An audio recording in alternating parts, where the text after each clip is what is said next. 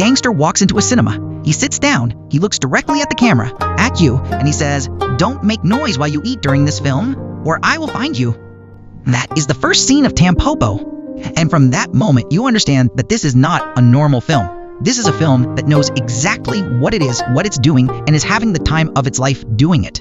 Tampopo is a 1985 Japanese film directed by Jūzō Itami. It is classified as a ramen western, which is exactly what it sounds like. A spaghetti western, but instead of a gunslinger riding into a broken town, it's a truck driver riding into a broken ramen shop. It was not a massive global hit when it released, but over the decades since, it has quietly built one of the most devoted cult followings in world cinema. Food writers love it, filmmakers love it, chefs love it, and cinephiles who find it tend to become slightly obsessed with it. By the end of this video, you will understand exactly why. But here is what I want you to hold in your mind as we go through this film. Tampopo looks like a comedy about food. And it is, but underneath the comedy, Itami is making one of the most quietly profound arguments in cinema about what food actually is, what it means, what it does, what it reveals about who we are. There is a scene in this film involving a bowl of ramen, an old woman, and a shop owner that contains more genuine philosophy about craft and mastery than most films manage in their entire running time. We are going to get there. First, let me tell you about a woman who cannot make ramen. Tampopo is a widow. She runs a small ramen shop in Tokyo. The shop is failing. Her ramen is not good enough, and she knows it, which is perhaps the most important thing about her character. She is not deluded. She is simply not yet skilled enough, and she is honest about that fact. One night, two truck drivers arrive, Gorō and Gun. Gorō tastes the ramen. It is, as he tactfully puts it, not quite there. A fight breaks out, and the next morning, Gorō, who has nowhere particular to be and recognizes something in Tampopo's determination, decides to stay to help her become a ramen master. This is the central plot, and Itami frames it entirely as a western. Gorō is the lone drifter, Tampopo is the struggling homesteader, the ramen shop is the failing ranch, and the perfect bowl of ramen is the horizon, always slightly out of reach, always worth riding toward. What follows is a training montage unlike anything else in cinema. Tampopo assembles a team, a homeless ramen expert who lives under a bridge, an elderly master of noodle technique, various specialists each with a specific piece of the puzzle. She studies, she practices, she fails, she improves. And Itami films all of it with the complete seriousness of a martial arts film because to him, and to this film, mastery of ramen deserves exactly that level of respect. But here's where Tampopo becomes something genuinely unique. Woven throughout the central story are a series of completely separate vignettes, short scenes, unconnected to the main plot, that explore different aspects of food and desire and obsession in class. A businessman takes his team to a French restaurant. The junior staff nervously order whatever their boss orders. But one young associate, clearly the most knowledgeable person at the table, quietly orders the correct thing, and the look his boss gives him is one of the funniest and most socially precise moments in the film. An old woman squeezes every piece of food in a supermarket. Just squeezes, touches, pokes, while a furious shopkeeper follows her through every aisle, unable to stop her.